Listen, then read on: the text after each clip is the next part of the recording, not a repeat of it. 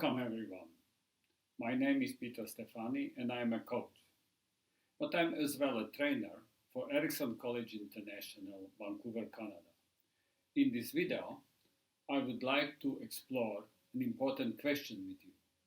A question: how can you improve and enlarge and maximize the impact on this world? Isn't that an intriguing question? Just suppose that you can increase your impact on this world 10 times or maybe 100 times. Wouldn't that be of interest to you? Before we go into the details, I want to share with you that I used to be a physicist. And I believed in technology. I believe that technology can sort out our problems. We increase and improve the technology, and the technology will take care of all our problems. But I don't believe that anymore, unfortunately. However, I do believe in the premise that the world is a mirror to our mind.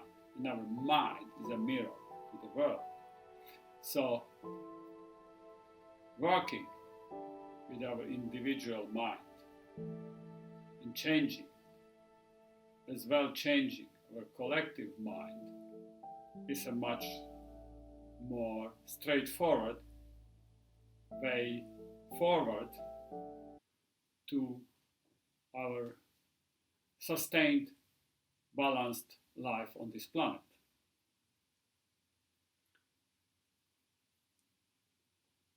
I studied the mind and the linkages between the physics and the mind with the aim to figure out ways how to leverage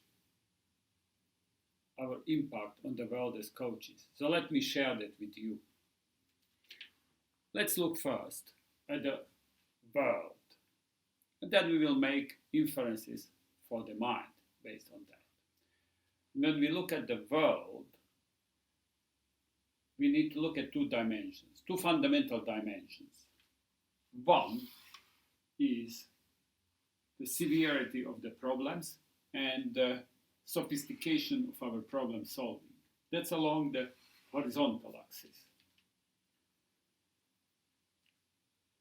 On the vertical axis is the scale of our agreements.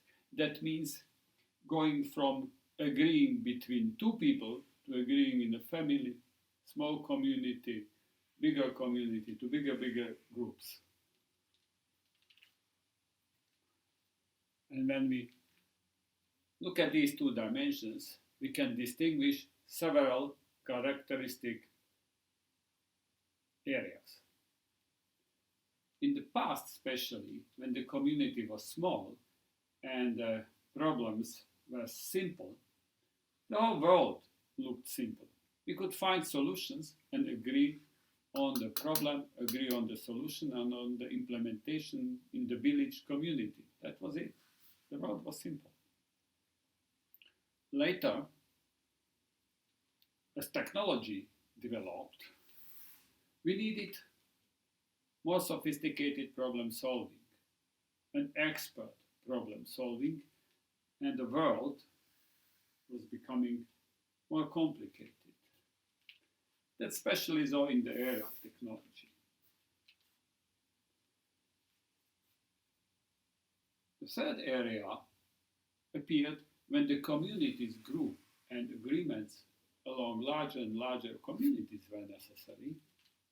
And this way, we needed to learn skills of negotiation and skills of making political decisions to be able to increase the scope of our agreements and implement some solutions. And finally, when both of these dimensions are large, that means the problems are severe enough and the scope of agreements necessary very large, we get this area, which is the area of interconnected large world, which is in one word complex. Complex is not complicated.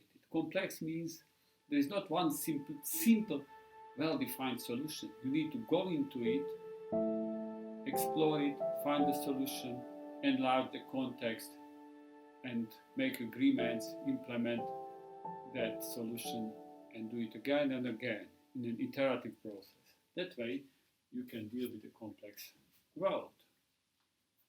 That way, I suggest, we need to deal with the complex mind, which is mirroring the complex world. And the complex world is mirroring the complex mind.